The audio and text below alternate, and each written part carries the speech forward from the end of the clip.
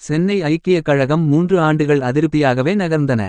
பிராமணர் அல்லாத மக்கள் மத்தியில் மீண்டும் ஒரு எழுச்சி ஏற்பட்டது.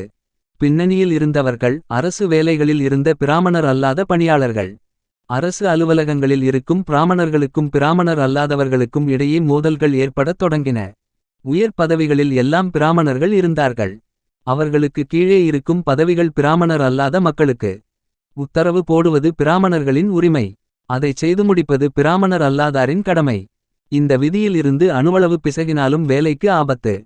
தொடர்ந்து மிரட்டுகின்றனர். விடாமல் அதட்டுகின்றனர். அவமதிப்புக்கும் பஞ்சமில்லை. பிராமணர் அல்லாதார் என்ற ஒரே காரணத்துக்காக பணியிடங்களில் புறக்கணிக்கிறார்கள். பதவி உயர்வை மறுக்கிறார்கள். இனியும் கைகட்டி வாய்ப்பொத்தி மௌனம் காப்பது எதிர்காலத்தை ஊனப்படுத்திவிடும். அடங்கிக் கிடந்தால் அழுத்தப்பட்டு விடுவோம். நிமிர்ந்து நிற்பதைத் தவிர வேறு வாய்ப்பு இல்லை என்று ஆவேசப்பட்டனர் அரசு பணியில் இருந்த பிராமணர் அல்லாதவர்கள். ஒருங்கிணைப்பு அவசியம் என்று உணர்ந்ததும் சரவணப்பிள்ளை, ஜி. வீராசாமி நாயுடு, துரைசாமி முதலியார், என். நாராயணசாமி நாயுடு போன்ற பிராமணர் அல்லாத பிரமுகர்கள் இணைந்து ஆலோசனை செய்தனர். விளைவு 1912 இல் சென்னை ஐக்கிய கழகம் த மட்ராஸ் யுனைடெட் லீக் என்ற புதிய இயக்கம் உருவாக்கப்பட்டது. திராவிட இயக்கங்களின் பெயர்களில் கழகம் என்ற சொல் இடம்பெறுவதற்கான தொடக்கப்புள்ளி இதுதான். வாருங்கள் பேசுவோம். குறைகளை கண்டறிவோம். ஒன்றுபட்டு குரல் கொடுப்போம். தீர்வை நோக்கி நகர்வோம்.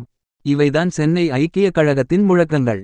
வடிகாலை தேடி ஏங்கிக் கொண்டிருந்த சமயத்தில் கழகம் உருவானதால் பிராமணர் அல்லாத பணியாளர்கள் பலரும் சென்னை ஐக்கிய கழகத்துக்கு தங்களுடைய ஆதரவை கொடுக்க முன்வந்தனர். அவர்களில் பெரும்பாலானவர்கள் வருவாய்த்துறையில் வேலை பார்ப்பவர்கள். இயக்கத்தை வழிநடத்தும் செயலாளர் பொறுப்பை பிரபல மருத்துவரான டாக்டர் சி. நடேச முதலியார் ஏற்றுக்கொண்டார். எஸ். ஜி.